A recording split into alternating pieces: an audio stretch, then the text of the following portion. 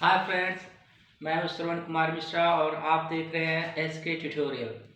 SK tutorial में हमने इससे पहले के टॉपिक्स में यूक्लिड्स के जितने भी रिलेटेड टॉपिक्स हो सकते थे 9th-10th लेवल के, हमने उसको पढ़ा हुआ था। और आज हमारा टॉपिक है पॉलिनोमियल्स। पॉलिनोमियल्स में आज हम सिर्फ इतना ही जानेंगे कि आखिर पॉलिनोमियल्स होते क्या है। अगर हम ये कॉन्सेप्ट समझ लेंगे तो हमारे आगे वाले जो भी टॉपिक है, जैसे उसमें रिमाइंडर थ्योरम है, पॉलिनोमियल्स की कितनी डिग्री कैसे निकालते हैं, टर्म्स के अकॉर्डिंगली कैसे उसको क्लासिफाई, कैसे डिग्री के अकॉर्डिंग उसको कैसे क्लासिफिकेशन करते हैं, और भी जो भी चीज़ें हैं, जो उसके प्रॉब्लम्स है उसका सॉल्यूशन कैसे निकालेंगे, इन सभी चीज़ों की जो भी 9th-10th स्टैंडर्ड के हमारे पास पॉलिनोमियल से रिलेटेड प्रॉब्लम्स होगी, सारे हम सॉल्व करेंगे। पर आज हम सिर्फ इतना जानेंगे कि पॉलिनोमियल्स आखिर होते क्या हैं। तो आइए समझते हैं क्या है पॉलिनोमियल्स। इसको शुरू करने से पहले मेरी छोटी सी रिक्वेस्ट है कि आप मेरे चैनल वीडियो को पूरा देखें, और मेरे चैनल से अगर आपको कुछ भी थोड़ा सा भी समझ में आता है तो कृपया करके उसको लाइक करें और चैनल को सब्सक्राइब करना बिल्कुल ना भूलें। ओके, तो इससे ज़्यादा लेट ना करते हुए आगे हम बढ़ते हैं। पॉलिनोमियल्स क्या होते हैं? ओके, तो पॉलिनोमियल्स क्या होते हैं, इसका एक डिफिनीशन है। उस डिफिनीशन को पहले समझते हैं। क्या है दिया होता है? Polynomial is an algebraic expression. Algebraic expression. अब ये यहाँ पे टर्म आ गया अलजेब्राइक एक्सप्रेशन। ये क्या होता है? फिर can be built up from constants and variables by means of addition, multiplication and exponentiation to a non-negative integer। इसका मतलब क्या हुआ कि एक जो पॉलिनोमियल है वह एक बीजीय एक्सप्रेशन है। अब यहाँ से एक कॉन्सेप्ट आ रहा है कि आखिर अलजेब्रिक एक्सप्रेशन क्या होता है। तो अगर इस डिफिनेशन को हमको समझना है तो इस टर्मिनोलॉजी को समझना जरूरी है। तो हम पॉलिनोमियल्स का डिफिनेशन को क्लियर करने से पहले अलजेब्राइक एक्सप्रेशन को पढ़ेंगे। फिर कैन बी बिल्ट अप, यानी एक बीजीय व्यंजक बनाया जा सकता है। बिल्ट मतलब बनाया जा सकता है। किससे बनाया जा सकता है? कांस्टेंट एंड वेरिएबल से। कांस्टेंट से और वेरिएबल से। अब हमारे पास दो वर्ड आए। एक तो यहाँ पे सबसे पहले तो हमारे पास ये आया हुआ था, हमें ये पढ़ना है यहाँ पे। फिर यहाँ पे एक और आ गया, कांस्टेंट क्या होता है। फिर आ गया वेरिएबल्स क्या होते हैं, और उसके साथ किया क्या गया हो? एडिशन किया गया हो, मल्टीप्लिकेशन किया गया हो, एक्सपोनेंशिएशन किया गया हो। एक्सपोनेंशिएशन भी शब्द हमें यहाँ पे एक नया दिख रहा है। ये क्या होता है आखिर, इसको समझेंगे।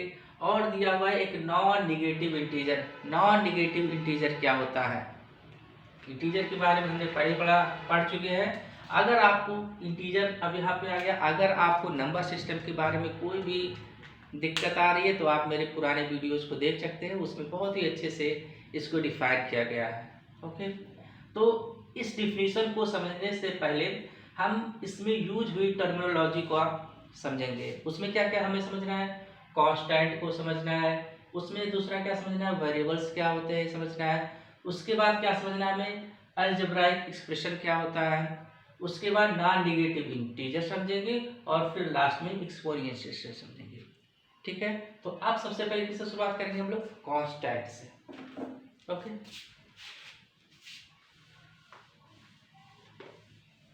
छोटे छोटे टॉपिक से समझेंगे, फिर जो है आइए देखते हैं। कांस्टेंट एक्चुअल में होता क्या है कि जिसकी वैल्यू कभी वेरी ना करे, एग्जिस्ट करे हमेशा एक ही पे, जिसकी वैल्यू निश्चित होती है उसको हम लोग कांस्टेंट कहते हैं। वो किसी भी पोजीशन में हो, चाहे वो अर्थमेटिक में पढ़ रहे हो, चाहे वो आप ज्योमेट्री में पढ़ रहे हो, चाहे आप पॉलिनोमियल्स में पढ़ रहे हैं, अलजेब्रा में पढ़ रहे हैं। तो ऐसे और कुछ नहीं होते हैं हमारे। मान लीजिए जैसे 2 है, 5 है, 6 है, 9 है, या कोई भी ऐसा नंबर, वो क्या हो जाते हैं? कांस्टेंट होते हैं। अब कांस्टेंट को मैं कहीं कहीं पे एक ऐसा लिख होता है और बच्चे कंफ्यूजिंग में आ जाते हैं। जैसे लिख दिया गया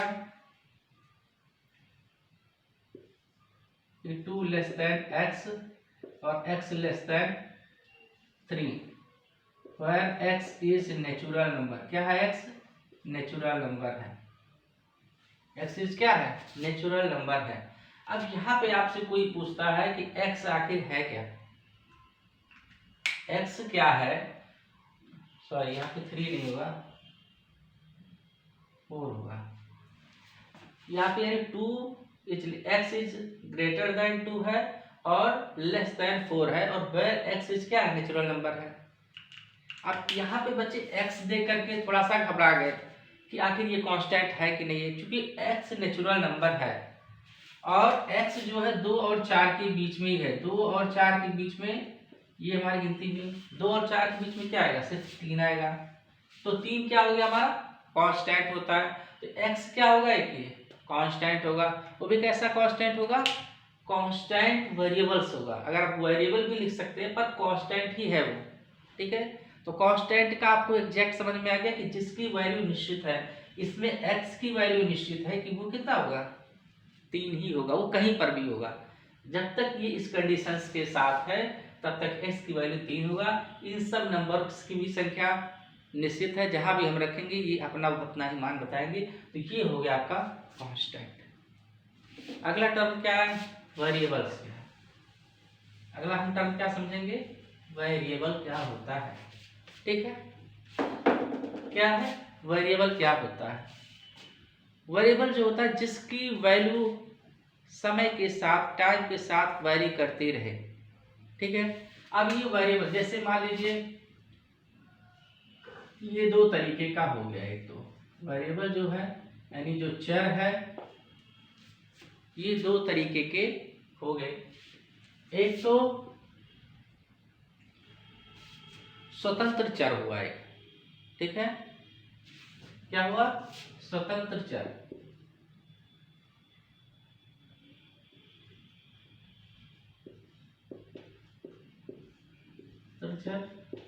और एक हो गया उस पे डिपेंडेंट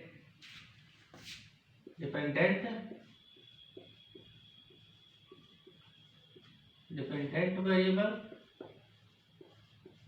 और ये हो गया इंडिपेंडेंट वेरिएबल।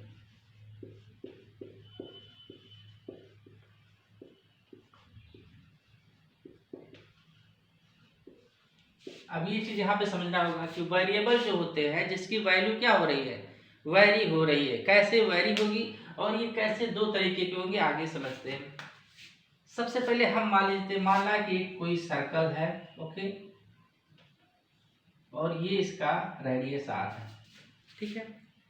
अब हम इसका जो पेरीमीटर होता है, या मान लेते हैं एरिया जो होता है, एरिया इसका हम जानते हैं that is pi R square, ठीक है। थोड़ा इसको हम लोग बड़ा लिख लेते हैं। ये क्या है, ये पाई आर स्क्वायर है, ठीक है। अब यहाँ पे आर की वैल्यू हम कुछ भी ले सकते हैं, ठीक है। और जो भी आर की, मान लीजिए हमने 2 ले लिया, let us consider R is 2, R क्या है, 2 है। अब अगर हमने इसको 2 ले लिया तो ये क्या आ जाएगा, पाई गुणे 4, और ये क्या आ जाएगा, 4 पाई आ गया। अब a की वैल्यू 4 पाई आ गई, लेकिन अगर यहीं पे हम r की वैल्यू 3 ले लिए तब क्या आ जाएगा, a इज इक्वल टू 9 पाई आ जाएगा। तो a जो है, इसका जो एरिया है वो r पे डिपेंडेंट है। a जो है वो r, जैसा r होगा वैसा ही इसका एरिया होगा, ठीक है। यानी जो यहाँ पे a है, जो a वेरिएबल है, ये क्या हो गया, इसका जो a है, a क्या हो गया आपका, डिपेंडेंट वेरिएबल हो गया, और r क्या हो गया, इंडिपेंडेंट वेरिएबल हो गया। a क्या हो गया, डिपेंडेंट वेरिएबल, कि a किस पे डिपेंडेंट है, r पे, और r क्या हो गया हमारा, इंडिपेंडेंट वेरिएबल का स्वतंत्र, वो कुछ भी हो सकता है, एज वी विश, जैसा हम चाहें। तो अब मुझे यहाँ से लग रहा है कि वेरिएबल और यहाँ पे r की वैल्यू बढ़ भी घट रही है, ठीक है। तो अगला टर्म हम लोग यूज करेंगे,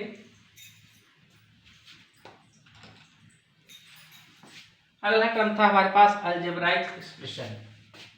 हमें पढ़ना था अलजेब्राइक एक्सप्रेशन।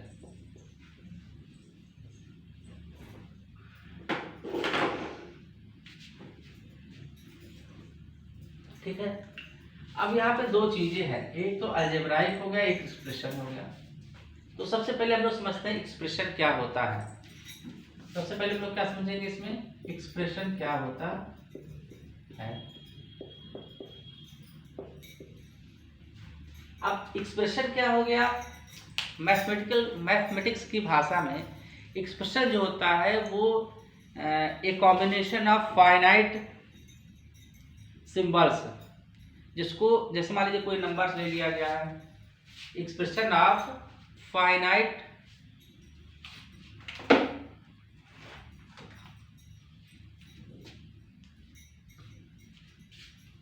क्या होगा, ये एक्सप्रेशन जो हो गया कॉम्बिनेशन लिख सकते हैं हम लोग, combination of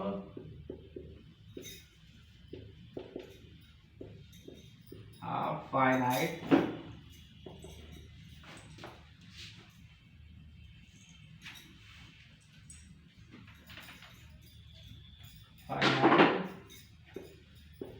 number of symbols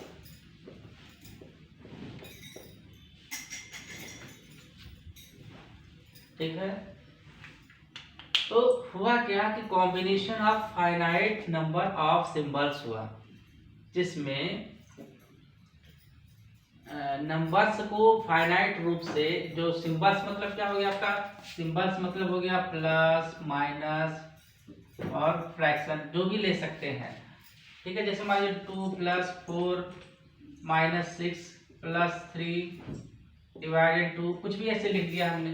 तो ये जो फाइनाइट नंबर आप कुछ मतलब जो भी हम यूज करें वो एक निश्चित रूल, जो हमने रूल बनाए हैं, चाहे वो एडिशन के हैं, चाहे सब्सट्रैक्शंस के हैं, चाहे एसोसिएटिव लॉ है या कम्यूटेटिव लॉ, उस सबको फॉलो करते हुए एक कॉम्बिनेशन बने संख्याओं का, उसको हम लोग एक्सप्रेशन कहते हैं। ठीक है, अगर वो चाहे वो एक्सप्रेशन क्या हो सकता है, वो हमारा कॉम्बिनेशन किसका हो सकता है, अगर कॉम्बिनेशन जो है हमारे अंकों का है, तब ये एक्सप्रेशन हमारा क्या कहलाएगा, अर्थमेटिक कहलाएगा। ठीक है, अगर इसको यहाँ पे हम लोग समझते हैं, यहाँ पे एक्सप्रेशन क्लियर हो गया। अब अलजेब्राइक हमको पढ़ना है, तो अगर कॉम्बिनेशन, हमने क्या पढ़ा, कॉम्बिनेशन होना चाहिए, अगर वो ओनली नंबर्स का है, किसका है, नंबर्स का है, नंबर्स का अगर कॉम्बिनेशन है, तो ये क्या कहलाएगा, मैथमेटिकल एक्सप्रेशन कहलाएगा। किसका कहलाएगा, मैथमेटिकल या अर्थमेटिक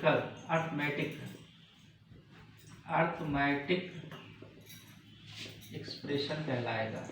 ठीक है, क्या कहलाएगा, अर्थमेटिक एक्सप्रेशन कहलाएगा। लेकिन अगर वो एक्सप्रेशन जो है किसका कॉम्बिनेशन होगा, अगर वो कांस्टेंट का हमने ले लिया प्लस वेरिएबल और प्लस सिंबल, इन तीनों का प्रयोग हो गया, इन तीनों का कॉम्बिनेशन है, तब वो क्या कहलाएगा, अलजेब्रिक कहलाएगा। ठीक है, तो यहां से हमने क्या समझा, यहां से हमने समझा कि जो अलजेब्राइक एक्सप्रेशन है, अलजेब्राइक एक्सप्रेशन क्या है, it is the combination of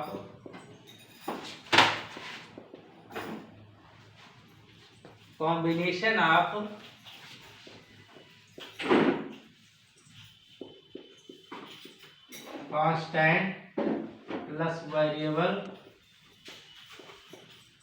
और प्लस सिंबल्स है। क्या है, सिंबल्स है। ठीक है, जैसे यहां से अब इसको हमको समझना है, जैसे क्या हुआ, जैसे मान लीजिए 2x + 5, अब इसमें क्या हो गया, ये दोनों कांस्टेंट हो गए, ये क्या हो गया, आपका वेरिएबल हो गया और ये आपका सिंबल हो गया। तो ऐसा अगर इसमें कुछ भी ऐसा लिखा है वो प्लस माइनस डिवाइडेड कुछ भी है अगर उसको, तो वो क्या कहलाएगा, अलजेब्राइक एक्सप्रेशन कहलाएगा। ओके, अलजेब्राइक एक्सप्रेशन क्लियर, यानी ये बीजीय व्यंजक हो गया। अलजेब्राइक एक्सप्रेशन मतलब क्या हो गया, बीजीय व्यंजक हुआ। अगला क्या है हमारा, अगला हमारा इसमें टॉपिक दिया गया है एक्सपोनेंशियल। एक्सपोनेंशिएशन क्या होता है, एक्सपोनेंशिएशन।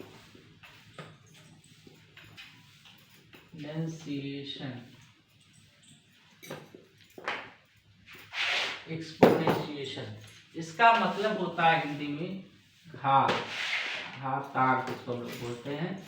यानी अगर जो भी हम नंबर्स ले रहे हैं, जो भी हम कॉम्बिनेशन ले रहे हैं, जैसे मान लीजिए 2x+5, अब इस पे क्या होता है, अगर इस पे ये भी लगा है, घात भी लगी है, तो क्या होना चाहिए, क्या होता है, वो होता है एक्सपोनेंशियल।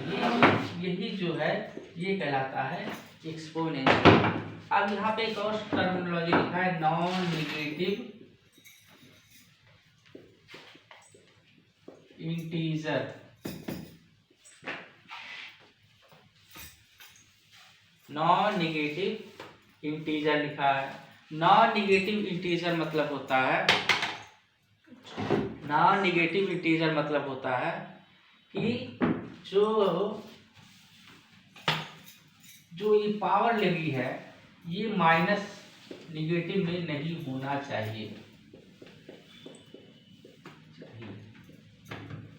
इसका मतलब क्या है कि जो पावर इसकी लगी हुई है, जो घातांक इस पे जो इसका एक्सपोनेंशिएशन किया गया है, वो नेगेटिव इंटीजर में नहीं होना चाहिए। जो इसका किया गया है वो क्या होना चाहिए, नेगेटिव में नहीं होना चाहिए।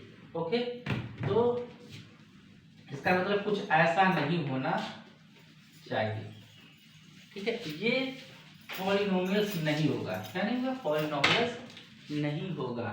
तो अब इस पूरी जो हमने टर्मिनोलॉजी समझी, चाहे वो कांस्टेंट हो, चाहे वेरिएबल्स हो, चाहे एक्सपोनेंशिएशन हो, इन सबको जो है हम एक जगह पे कलेक्ट करते हैं। ठीक है, हमने सारा कुछ समझ लिया है, अब एक जगह पे हम कलेक्ट करते हैं, उसको उसके बाद समझते हैं। ओके, तो हमने पढ़ा कि polynomial is an algebraic expression. ठीक है, यानी एक पॉलिनोमियल एक बीजीय व्यंजक है, यानी कांस्टेंट और वेरिएबल्स का ऐसा फाइनाइट कॉम्बिनेशन होना चाहिए।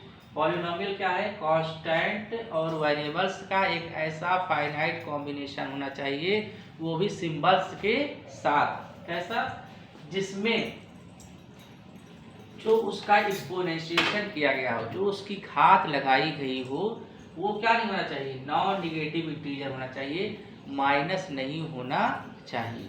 ठीक है, क्या हुआ इसका डेफिनेशन, ए पॉलिनोमियल एक बीजीय व्यंजक वह एक्सप्रेशन है, सॉरी, एक पॉलिनोमियल एक बहुपद वह बीजीय व्यंजक है जिसमें कांस्टेंट को, अचर और चर को ऐसे सम्मिलित, ऐसे कॉम्बिनेशन बैठाया गया हो कि उनका जो एक्सपोनेंशियल, उनकी जो घात लगाई गई है वो निगेटिव नहीं होना चाहिए, निगेटिव इंटीजर में नहीं होना चाहिए। तो उस कंडीशंस में क्या वो कहलाएगी, पॉलिनोमियल कहलाएगा। ठीक है, यानी पॉलिनोमियल क्या होना चाहिए, देखते हैं हम लोग यहाँ पे पॉलिनोमियल क्या होता है, यानी बहुपद क्या होता है। बहुपद पहला तो क्या होना चाहिए कि एक तो ये कॉम्बिनेशन है, क्या है, पहला टर्म ये क्या है, कॉम्बिनेशन है, कॉम्बिनेशन है। ठीक है, क्या है ये, कॉम्बिनेशन है। ठीक है, किसका कॉम्बिनेशन है, constant plus variable plus symbols का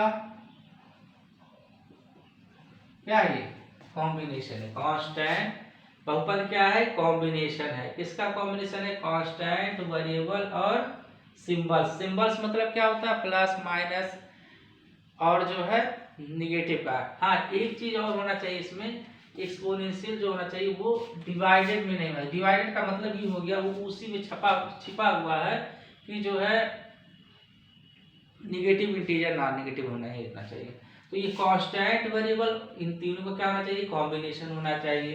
कैसा कॉम्बिनेशन होना चाहिए, कि जो उसका एक्सपोनेंशियल किया गया हो, जो उसका एक्सपोनेंशिएशन किया गया है वह कैसा होना चाहिए, नॉन निगेटिव इंटीजर में होना चाहिए। तो अब इस पूरी टर्मिनोलॉजी को हम यहाँ से एक बार फिर से देखते हैं कि पॉलिनोमियल यानी बहुपद क्या है, कॉम्बिनेशन है। किसका कॉम्बिनेशन है, कांस्टेंट का, वेरिएबल का और सिंबल्स का। ठीक है, किसका किसका, कांस्टेंट का, वेरिएबल का और सिंबल्स का, इनका क्या है, कॉम्बिनेशन है। कैसा कॉम्बिनेशन हमें करना है, एक्सपोनेंशिएशन जब हम उसका करें, उसकी जब घात लगाए हम, उसके ऊपर जब घात चढ़ाएंगे तो वह नॉन निगेटिव इंटीजर, माइनस में नहीं होना चाहिए। ठीक है, अब इसका एक उदाहरण यहाँ पे देखते हो, इस टॉपिक को हम यहीं पे खत्म करते हैं। इसको यहीं पे लिखा रहने देते हैं। जैसे मान लीजिए लिखा हुआ है 2x⁵ + 6। ठीक है, ये क्या है, ये एक प्रकार का पॉलिनोमियल्स है। क्या है, पॉलिनोमियल्स है। ये सभी कंडीशंस को सेटिस्फाई कर रहा है कि इसमें कांस्टेंट भी है, वेरिएबल्स भी है और सिंबल्स भी इसमें यूज किया गया है, और इसकी जो घात है 5, इसका जो एक्सपोनेंशिएशन किया गया है वो नॉन निगेटिव इंटीजर, माइनस नहीं लगाया गया है। ठीक है, इसी चीज को यहाँ पे डिनोट किया गया है कि ऊपर ये जो घात है वो प्लस में हो सकती है और यहाँ पे, ठीक है, उसी चीज को यहाँ पे डिनोट किया गया है। अब इसमें कैसे नहीं होगा, मान लीजिए यही चीज यहाँ पे ऐसे लिख दी गई होती, 2x-5 + 6 दिया गया, यहाँ पे क्या हो जाता है, ये इंटीजर माइनस कर दिया जाता, तो ये माइनस की वजह से ये क्या हो जाता है, नॉन निगेटिव इंटीजर हो जाता है। ठीक है, आगे बात समझ में आपको, ठीक है। चलिए, तो अगर आपको अब यहाँ से पॉलिनोमियल्स क्लियर हुआ हो, पॉलिनोमियल क्या है, बहुपद क्या है, क्लियर हो, तो इस वीडियो को लाइक करें, शेयर करें, सब्सक्राइब करें। आगे वाले वीडियोस में हम पॉलिनोमियल से जुड़े हुए और कॉन्सेप्ट की, पॉलिनोमियल्स का क्लासिफिकेशन कैसे होगा, कितने प्रकार के होंगे, पॉलिनोमियल्स में जो है जीरो पॉलिनोमियल्स क्या होता है, रिमाइंडर थ्योरम क्या होता है, उनका फैक्टराइजेशन कैसे करते हैं, ये सब पढ़ेंगे। आज के लिए बस इतना ही, धन्यवाद, थैंक यू वेरी मच।